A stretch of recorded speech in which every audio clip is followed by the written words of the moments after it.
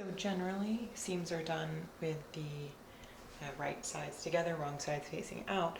But since you're doing a French seam 2 times, you do the opposite. So you put the wrong sides together, and I've marked with a little faint W those wrong sides. So I'm going to line up the shoulders on both, pin them up.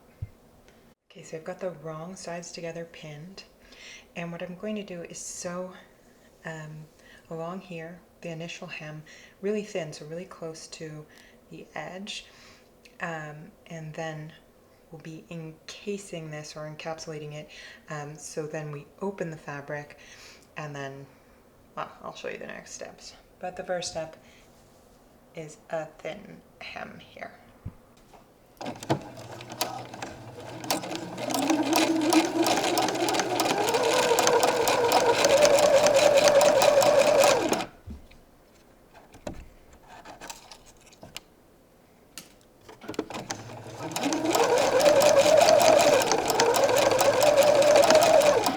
I'm doing a French seam is because I don't have a serger machine, which helps keep the loose end from fraying.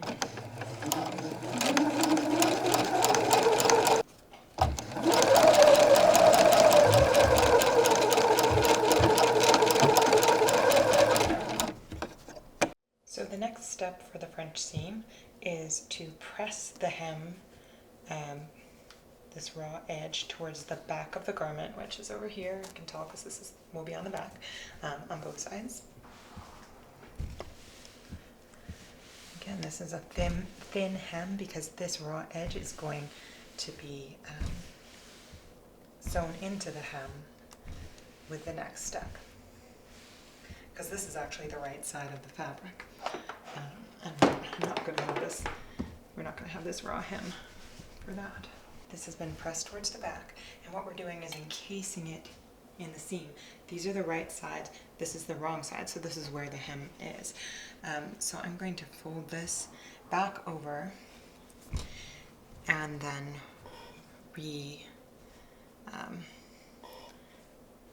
iron it, and then sew the hem over this raw edge on each side, and then press this towards the back as well, and you've got your French seam. At first I didn't want to do the French seam on my first garment, but then I saw how much neater and nicer it was, and because I want this to be a piece that will last and I can wear for years to come, even though it's a little bit of double the work, because you're doing every seam twice and breaking a few needles while you're at it, that it's worth it because it's pretty and it's comfortable. You don't have an itchy raw edge. I am back with now the right sides together, so now whatever instructions you have, you're following them again. You're not doing the opposite because of this French seam. So right sides together, wrong sides are out. That's where this hem is going to be. But now this hem is going to be very clean.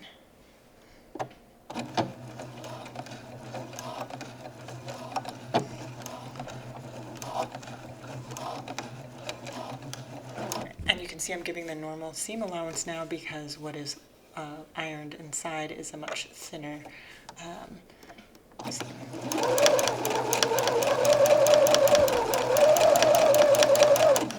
And because it's ironed, I don't really need pins. So I think right now we'll see.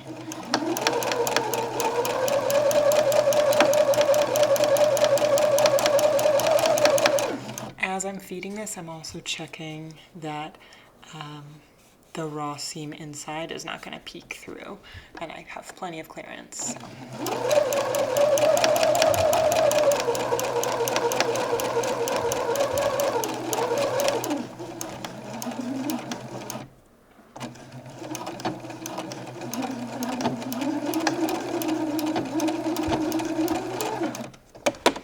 And I'll just repeat the same on the other shoulder here.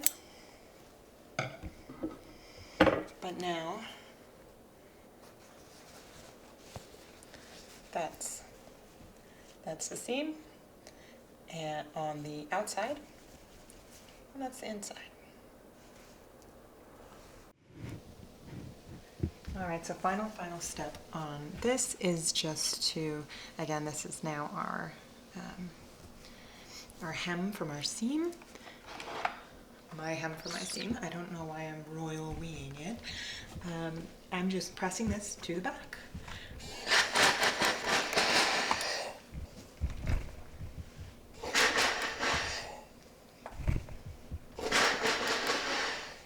So that's the French seam for you.